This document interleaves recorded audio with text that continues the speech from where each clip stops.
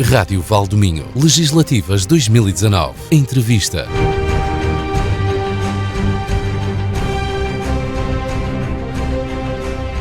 Boa tarde, bem-vindos ao especial Legislativas, Rádio Valdominho. É aqui que por estes dias passam os grandes artistas, os grandes artífices, o mesmo que dizer, os cabeças de lista dos principais partidos pelo Círculo Eleitoral de Viana do Castelo às próximas legislativas.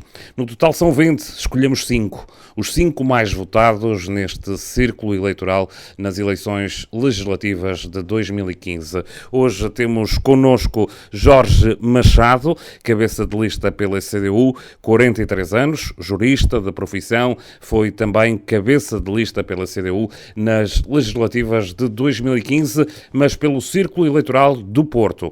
Na cidade invicta foi sempre eleito, mas Jorge Machado está agora a liderar num Alto Minho onde a CDU quer eleger pelo menos um deputado, algo que seria inédito pelo menos nos últimos 20 anos. Dr. Jorge Machado, muito boa tarde. A primeira questão é inevitável. O que é que o levou a encabeçar a lista da CDU para estas eleições legislativas? Sim. Antes de mais, muito boa tarde a todos, boa tarde, agradecer o convite, é com muito prazer que estamos nas rádios locais. As rádios locais têm uma importância vital no sistema democrático e, portanto, é com muito gosto que estamos na vossa rádio e cumprimentar todos os ouvintes.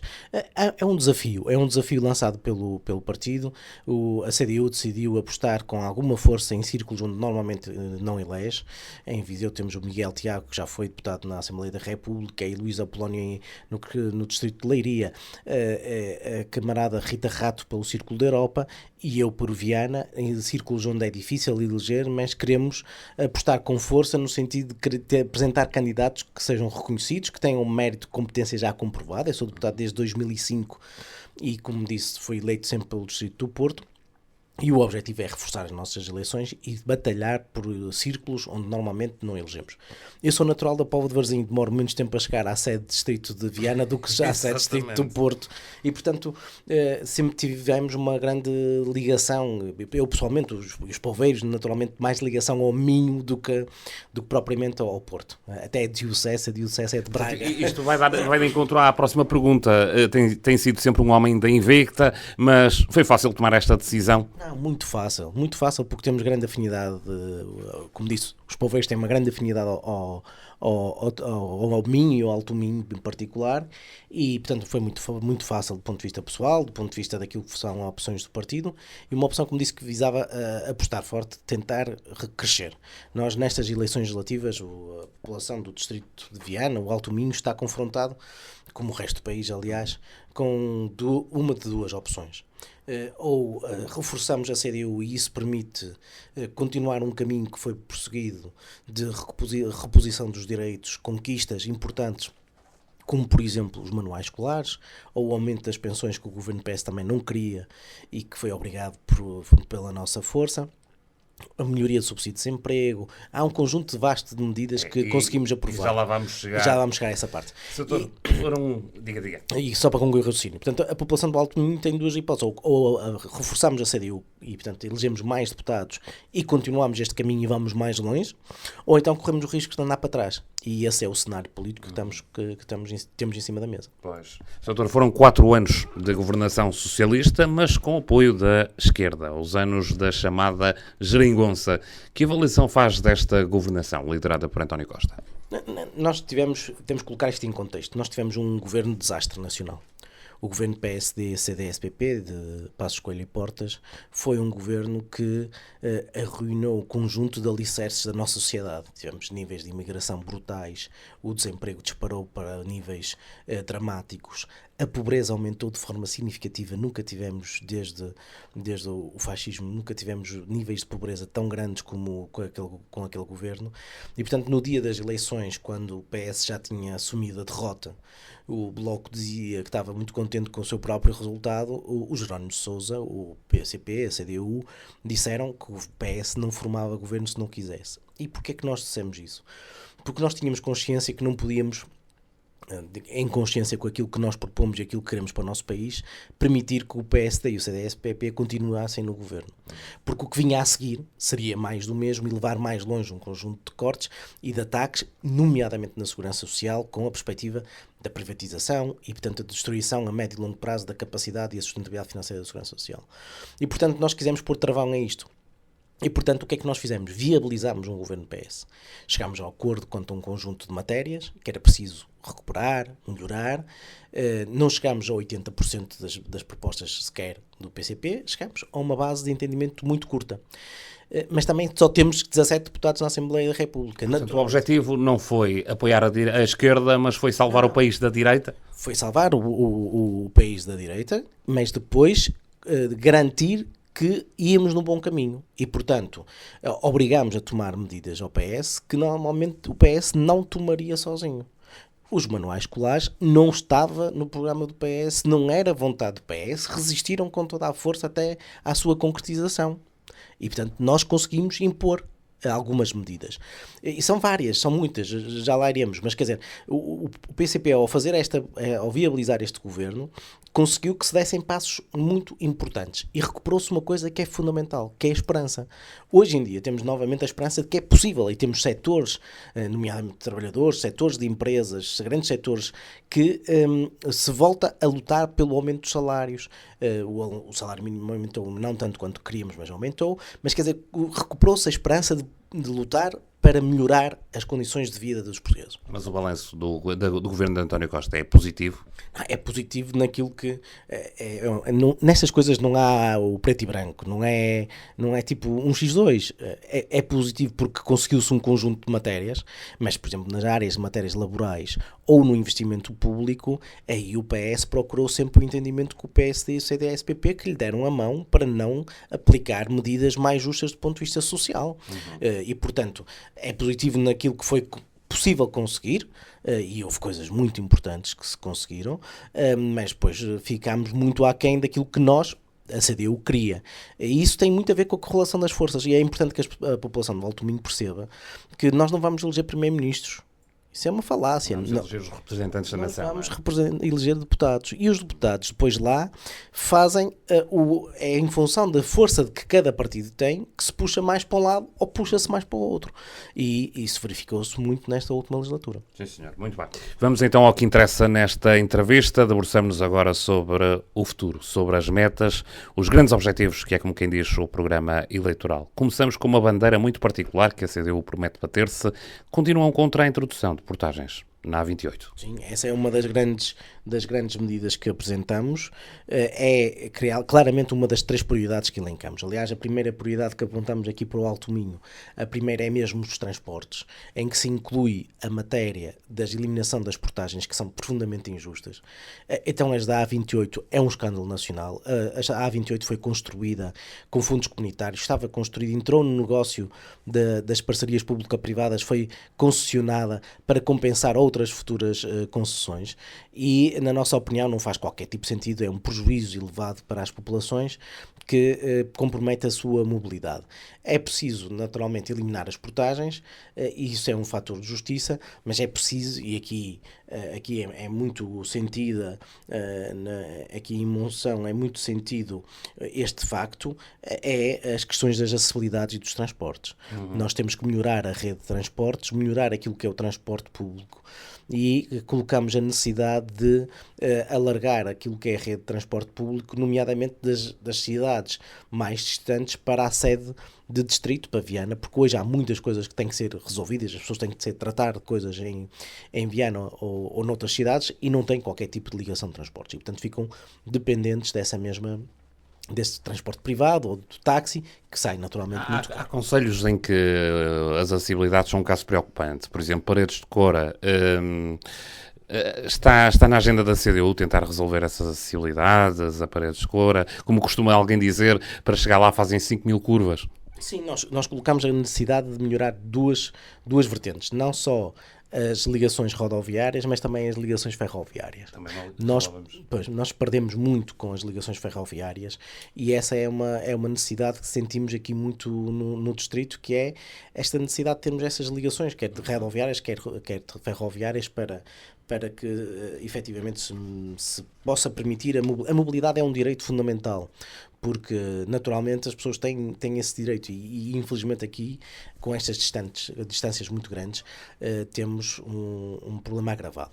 Temos um problema de assimetrias nacionais, já lá iremos, que é uma outra proposta que tem a ver com a regionalização e a necessidade de criar um plano de desenvolvimento integrado, porque nós sentimos que no país há muitas diferenças, há países a várias velocidades, em que Porto e Lisboa, nomeadamente Lisboa, a uma grande velocidade e a Porto a uma média velocidade, mas depois temos o resto do país a andar muito devagarinho no desenvolvimento. E mesmo no distrito de Viana, nós temos realidades muito distintas. Isto é, também há um problema de assimetrias entre Viana, que é a sede capital, e o resto de concelhos que têm, naturalmente, mais dificuldades e mais problemas. Voltando aos transportes, a CDU anseia pela conclusão da eletrificação da linha férrea entre Viana e Valença, não é? Não faz sentido essa realidade não acontecer, não ficamos satisfeitos. É naturalmente bom a eletrificação até Viana, esse não é uma má medida, não é um mau investimento. Agora, para parar ali e não ir até Valença não faz qualquer tipo de sentido. A eletrificação que terá também que ser reforçada com uma maior frequência de comboios para fazer a ligação à ferrovia nacional. Isto é, não podemos ter só 1 ou 2 comboios por dia a fazer a ligação depois à rede ferroviária nacional para ir para o Porto ou para ir para Lisboa e, portanto, temos de melhorar as frequências com que os comboios também funcionam. Doutor, durante esta legislatura, já que falamos de transportes, impõe-se a questão, uma deputada do PSD lançou para cima da mesa a ideia de uma ligação rodoviária entre Caminha e La Guardia, na Galiza. É um ponto que, aliás, o PSD tem como prioridade no programa eleitoral. Qual é a posição da CDU sobre esta matéria? Como é que vê esta ligação?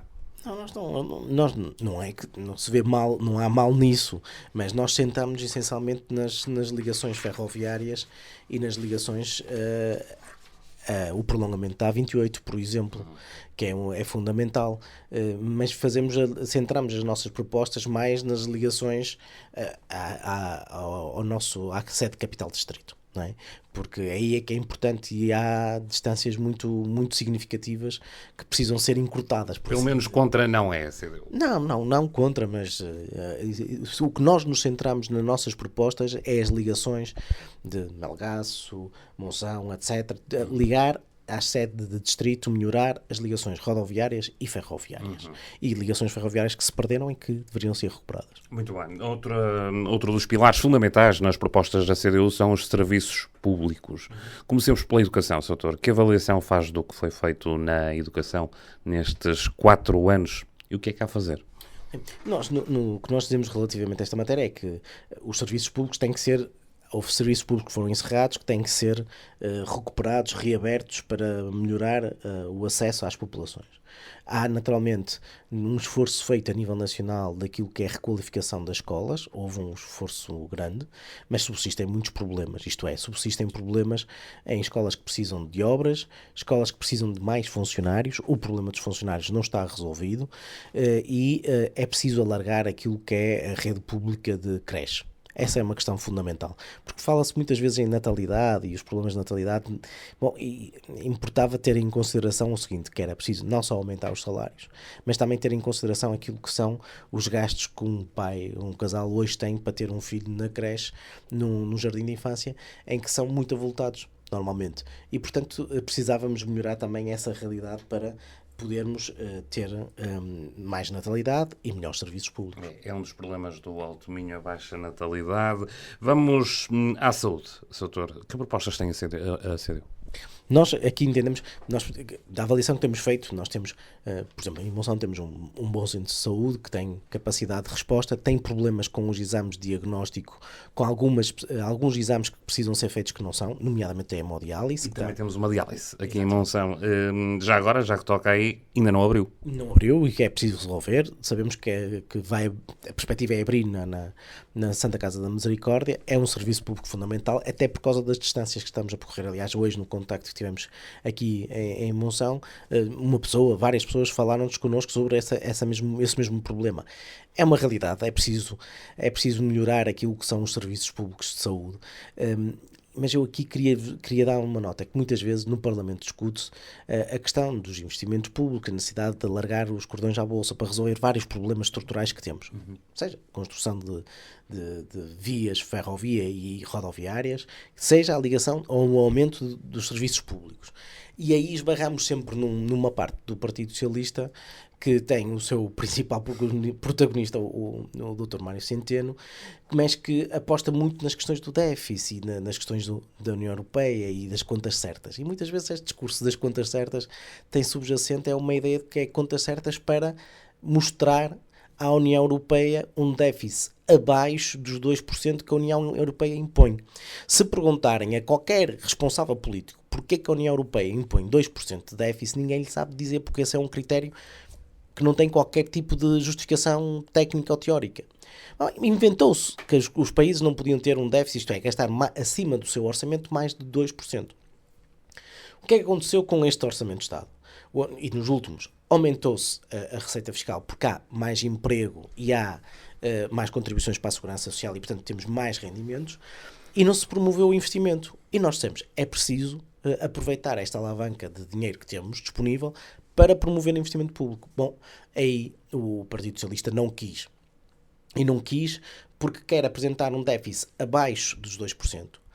Consegue até ter um saldo superavitário, isto é, nós conseguimos ter mais impostos daquilo que é a despesa do Estado, se não fosse a banca, e para aí houve dinheiro, e foi logo desviado dinheiro, mas mesmo com o dinheiro desviado para a banca, que é injusto, imoral, inaceitável, ficámos abaixo dos 2%, e mesmo assim o Partido Socialista não quis promover os investimentos. Ora, na nossa opinião, é mais importante resolver os problemas do país do que satisfazer estes critérios. Isto não quer dizer que nós não gostamos de contas certas, nem gostamos de que... Um país mais virado para os portugueses do que para a Europa. Exato. E para resolver os problemas do país. Isto é, se para resolver problemas que são fundamentais para os portugueses temos que ultrapassar um bocadinho o déficit em 2%, nós dizemos que esses problemas são mais importantes, e nomeadamente no desenvolvimento económico. Muitas vezes não se tomam medidas que promovem o desenvolvimento económico, não é? Que, por exemplo, nós defendemos a regionalização de uma forma avincada. Para quê? Para podermos criar planos de desenvolvimento regionais e planos de desenvolvimento integrado, nomeadamente aqui para o Alto Minho, mas isso implicava inevitavelmente algum investimento público para potenciar alguma indústria que é possível. Nós temos um distrito com grandes potencialidades. Grandes potencialidades do ponto de vista da indústria, grandes potencialidades do ponto de vista agrícola, do turismo ainda há muito por explorar, na minha opinião. É uma joia ainda muito desconhecida. Uma indústria com grande potencial. Com grande potencialidade. Temos riquezas brutais do ponto de vista gastronómico, cultural, paisagístico, etc., que não tem nem de longe nem de perto. A começar pelas roscas. Que não tem nem de longe nem de perto tem sido aproveitado da forma como devia.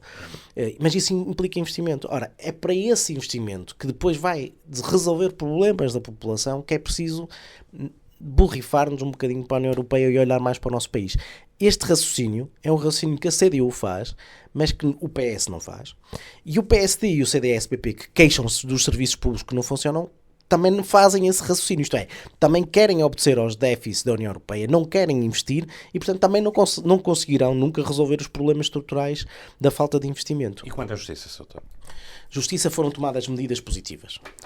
Houve, com o governo PSD e CDS-PP, medidas que levou ao encerramento ou ao esvaziamento de muitos dos tribunais no nosso país, nomeadamente os do interior, e foi possível recuperar para os tribunais competências que são importantes. A Escor é um exemplo disso. Exatamente. E, portanto, nós temos... esse caminho foi um caminho que nós saudamos, que foi positivo. Naturalmente que não resolveu o problema da demora da justiça, é um problema que temos grave. Nós temos por proposta, por iniciativa nossa, propusemos que fossem tomadas medidas da contratação de mais funcionários e, por exemplo, na minha opinião pessoal, é fundamental concretizar a figura de um juiz, um assessor ao juiz, isto é, o juiz hoje está concentrado com os julgamentos, tem que fazer de sentenças, tem que fazer despachos, tem que fazer um conjunto de processos burocráticos. Nós entendemos que poderia ser criada e instituída uma figura de um não é um magistrado, mas é um técnico que o auxilia na parte burocrática, na fundamentação de algumas sentenças, na preparação das sentenças, etc., para agilizar. É preciso tomar medidas nessa matéria da rapidez com que a justiça é distribuída, mas do ponto de vista da acessibilidade foram tomadas medidas positivas também com o contributo do PCB. Muito bem. O encerramento de algumas estações de Correios também deu que falar nestes 4 anos. Em Melgaço houve algum receio, mas sempre apareceu uma solução. Que medidas é que tem a CDU? Bom, nós continuamos a considerar que a privatização dos Correios foi um crime. Nós temos muitos países desenvolvidos que não são propriamente... não são de esquerda, são países que são governados por liberais, que mantêm na esfera pública a rede dos Correios. Os Correios são um aspecto vital do funcionamento do Estado. Nós precisamos dos Correios. Tudo bem que temos os Correios eletrónicos, etc. Mas nós continuaremos a precisar sempre dos Correios para comunicar com o cidadão, para que, por exemplo, a justiça possa funcionar. Sem Correios eficazes, nós não temos justiça a funcionar. Privatização dos Correios é, na nossa opinião, um crime. Portanto, nós temos que recuperar para a esfera pública os Correios e precisamos reabrir aquilo que são os balcões propriamente ditos dos CTTs. Porque muitas soluções foram encontradas, mas que colocam problemas. Foram encontradas algumas lojas, alguns pequenos comerciantes que ficaram com soluções de distribuição de correio. Mas, por exemplo, para os reformados que levantam a sua reforma, é um problema até de segurança. É um problema também na eficácia com que o correio chega às populações. E, portanto, hoje a privatização que foi feita demonstra-se ruinosa para o interesse nacional. Muito bem. Vamos agora falar de um ponto em que o Sr. Jorge Machado já bateu, o desenvolvimento económico e social ao Alto Minho. De acordo com o programa eleitoral, a CDU pretende elaborar um plano de desenvolvimento integrado do Alto Minho. Vamos por partes. Em que consiste este plano de desenvolvimento integrado? Ele tem um pressuposto, e o pressuposto é termos a regionalização concretizada. E o que é que isto significa? Significa a regionalização. Porque é que nós insistimos tanto numa região e num distrito como este, no Alto Minho, com a questão da regionalização? Porque Lisboa está efetivamente muito longe e os decisores políticos não têm a visão e a preocupação das populações de Melgaço, Monção. Está tudo muito longe. E, portanto, nós precisamos de aproximar o poder às populações. Precisamos ter uma regionalização concretizada em que os representantes, em que haja democraticidade, isto é, haja democracia no sentido que os representantes da população sejam eleitos. E, portanto, aquelas comunidades ou regiões em que seriam nomeados por via de Lisboa não nos serve. Portanto, teríamos que ter eleições para as regiões administrativas. E teríamos também que ter transferência de receitas. Isto é, não podemos ter regiões sem financiamento. A descentralização que o Governo está a fazer é uma desresponsabilização, porque está a tirar para os municípios responsabilidades que são do Estado, sem transferir as respectivas verbas. Ora, não é isso que nós queremos. Isso é um erro até para os próprios municípios, que não deveriam estar a aceitar essas competências. O que nós devíamos ter era poder democraticamente eleito e financiamento das regiões. Para quê? Para que uma região administrativa possa desenvolver uma coisa deste género que nós propomos, um plano de desenvolvimento integrado para o Alto Minho. O que é que parte do pressuposto? Parte do pressuposto de termos poder político e financeiro para tomar medidas, em articulação com os sindicatos, os setores empresariais, as câmaras municipais, as CIMs, perceber onde é que estão as potencialidades, o que é preciso fazer para aumentar a capacidade de atração de pessoas. Lá está, esta a pergunta. Há aqui claramente uma preocupação demográfica da CDU. Sim, claramente. Nós, entre 2011 e 2018, salvo erro, perdemos os 19 mil habitantes no Alto Minho. Isto é, mais de 1000 pessoas saíram ou morreram. E, portanto, temos um déficit demográfico acentuado. E, portanto, há um despovoamento. E isso nota-se na região. Ora, e é um contrassenso. Como dizia há pouco, o distrito do Alto Minho tem, efetivamente, grandes potencialidades. É bom viver cá. É bom viver cá. Mas ninguém vive cá. Há qualidade de vida. Então, se compararmos com os grandes centros urbanos, é bom viver cá. Só que ninguém vive cá. E o que é preciso? É preciso um plano de desenvolvimento integrado que promova o desenvolvimento económico. Isto é, criar emprego e emprego com direitos. Essa é a questão fundamental. E é por isso que é preciso esse plano de desenvolvimento integrado, para com os diferentes atores, sindicatos, setor empresarial, municípios e comunidades intermunicipais, definir estratégias para atrair e criar mais emprego e desenvolver a região. E com isso, o que é que fazemos? Fixamos pessoas. Mas isto dos incentivos à natalidade que as autarquias atribuem, isso são boas medidas ou não está a resultar? Eu sou pai, tenho 2 filhos pequenos e as contas são fáceis. As pessoas, quando pensam em ter filhos, pensam no salário que têm, pensam quanto é que vão pagar na creche e como é que sobrevivem ao fim do mês. Portanto, esses incentivos são úteis, são importantes, mas são muito temporários, são muito poucos. E acabam por ser irrisórios ao final das contas, não é? Ao final das contas. E, portanto, nós sentamos, aliás, o Jerónimo de Sousa disse isso recentemente, no que diz respeito a esta matéria, que é preciso aumentar os salários. É preciso aumentar o nível salarial dos portugueses para que eles possam ter os filhos que querem. Porque estudos demonstram que os portugueses querem ter, em média, mais filhos do que o que efetivamente têm. Mas não pode ser. Mas não podem. Hoje, em média, os filhos têm praticamente um casal tem um filho, se tanto.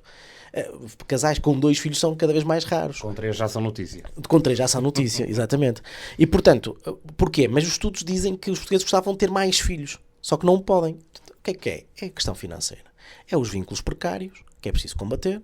Portanto, o trabalho com direitos e os salários dignos permitem que os portugueses possam ter os filhos que querem, e isso é fundamental. E depois, naturalmente, também olharmos para a creche. Nós propomos, a nível nacional, a criação de uma rede pública gratuita de creche. Porque se nós queremos enfrentar o problema demográfico a sério, nós temos que responder àquilo que são as preocupações das pessoas. E as preocupações é quanto é que vai sobrar ao fim do mês. É muito pragmático. As pessoas não pensam em coisas estratosféricas, pensam no dinheiro que têm e aquilo que se permite ou não criar mais um filho. Ora, e é preciso criar condições para que isso aconteça. Aqui no Alto Minho, além destas questões que são questões mais nacionais, é preciso criar emprego e emprego com direitos. E, portanto, atrair empresas, E nós temos, como disse, muitas potencialidades. E temos setores onde é possível crescer e crescer muito. Por exemplo, no turismo. Não faz sentido que a região norte tenha o turismo, todo ele centrado no Porto e no Grande Porto. E Grande Porto, digo Porto, Vila Nova de Gaia, que na prática é isto, é o Douro. Não faz sentido que na região turismo do Norte não seja incutido, promovido, a ideia de que quem vem visitar o Porto tem tudo a ganhar para visitar o Alto Minho. Porque vai conhecer uma região bela do ponto de vista... Temos a Peneda dos Gerês, temos do ponto de vista gastronómico, temos do ponto de vista paisagístico, do ponto de vista cultural, imensas coisas para mostrar. E, portanto, quem vem ao Porto para conhecer o Porto, que naturalmente é um destino turístico de excelência, não é? Mas que depois que não seja promovido o Alto Minho. E isso permitia crescer e muito na área do turismo, por exemplo.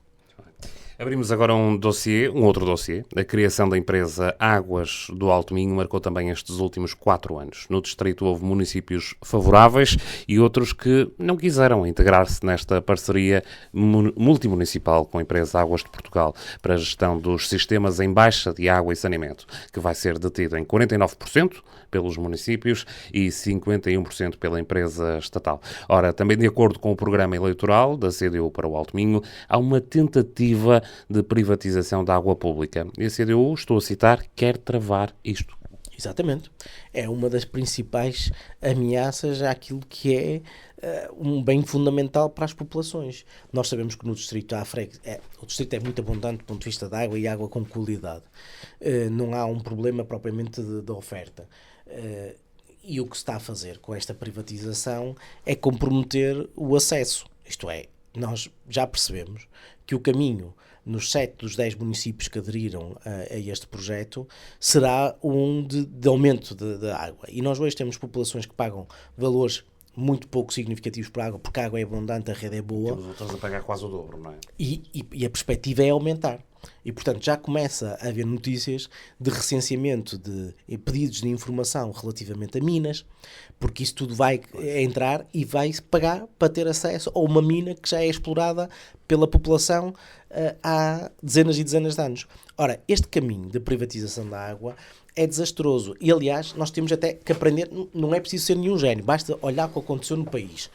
O primeiro município a entrar neste tipo de esquemas foi Mafra, salvo erro. Agora, para sair, pagou largos milhares de milhões de euros para poder sair desta concessão. Milhares de milhões. E nós temos hoje municípios que, arrependidos de terem aderido a este esquema de privatização da água, das águas de Portugal, estudaram os impactos e não conseguem suportar os custos da saída. Ora, o que nós queremos é que se trave o mais depressa possível este caminho. Ainda vamos a tempo, é isso? Nós estivemos na luta antes de se ter tomado a decisão. Estaremos na luta até que se for possível, mas nós acreditamos que ainda é possível, havendo vontade política. Agora, a população tem que perceber que quando nós colocamos esta questão, não é por alarmismo, é porque nós conhecemos a experiência de outras regiões. Os efeitos já se estão a fazer sentir, não é? Os efeitos já começam-se a sentir. Mas não seja na fatura da água, não é? Exatamente, já começam-se a disparar. E isso, a água é um bem essencial e há uma grande potência por parte de alguns grupos económicos, até numa futura privatização da Águas de Portugal. E, portanto, nós podemos, a Águas de Portugal é uma empresa pública, mas não nos livramos de um dia vermos privatizada essa empresa, que fica com 51% de controle das águas de um grande conjunto de municípios do país. Ora, e aí os preços vão disparar ainda mais. Que sofrem são sempre os municípios, é uma escalada, não é? É em escalada e a população vai sofrer com isso, porque vai pagar cada vez mais por um bem que é essencial. A CDU continua a lutar por emprego, direitos, salários justos e reformas dignas. Nestes últimos 4 anos, o número de inscritos nos centros de emprego caiu de forma significativa. O distrito terminou 2018 com uma taxa de desemprego de 3,53%, dados à data, enquanto a média nacional se fixava nos 5,54%.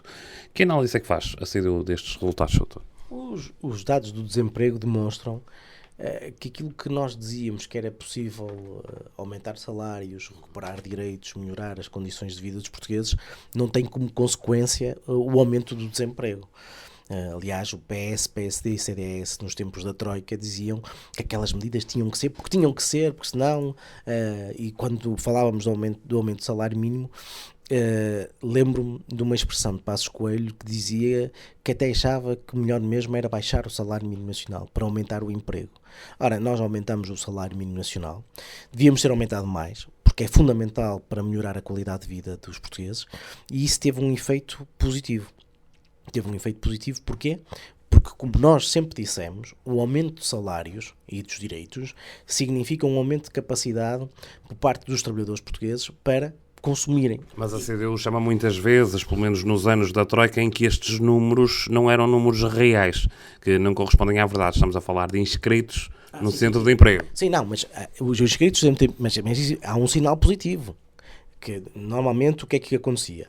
Aos desempregados inscritos no centro de emprego, temos um conjunto de desempregados que não estão inscritos no centro de emprego. Ora, isso é verdade e continua a ser verdade hoje, isto é, o desemprego real é maior do que esse, não tenho dúvidas quanto a isso.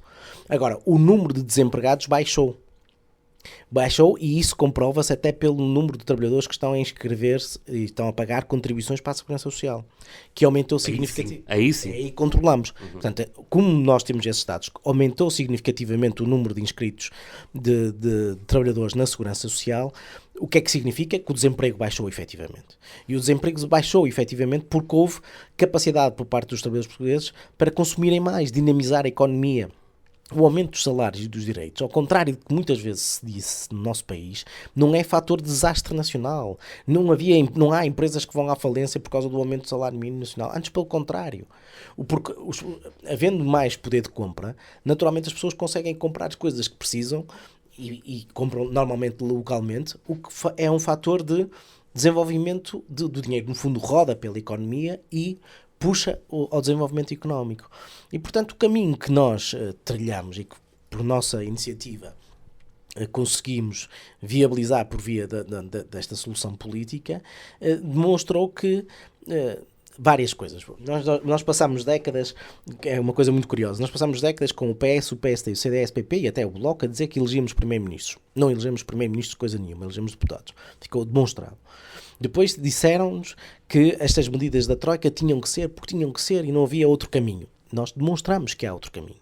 E o outro caminho que nós preconizamos, que é o aumento dos salários e dos direitos, não tem uma consequência de fundamento do país ou de desastre nacional. Antes, pelo contrário. É condição sem a qual nós não conseguimos desenvolver. Nós precisamos, efetivamente, melhorar os salários. E, finalmente, Uma terceira coisa que nós comprovamos, a CDU fez a diferença. Eu sou deputado desde 2005. E em 2005 apanhei governos do PS José Sócrates em maioria absoluta, governos PSD, CDS-PP, e portanto sei bem o que é que as maiorias absolutas e os governos PS, PSD e CDS-PP significaram.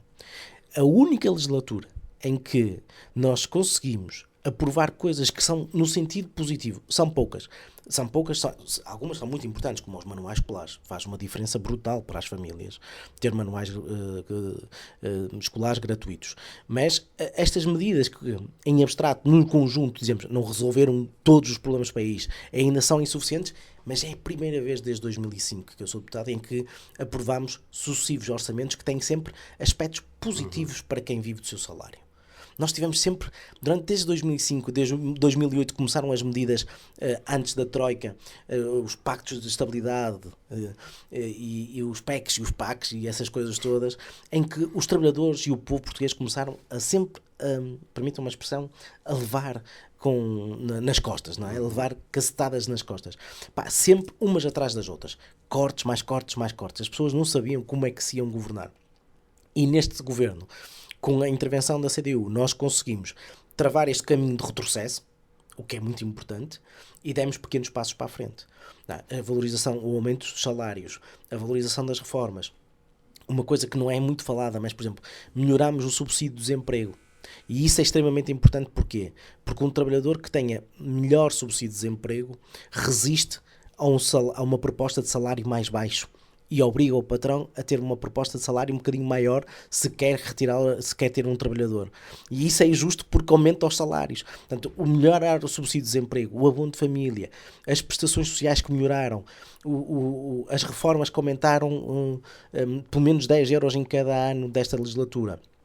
Tudo isto são passos extraordinários. E, portanto, esta legislatura ficou marcada com um conjunto de aspectos positivos que eu pessoalmente nunca tinha vivido até agora.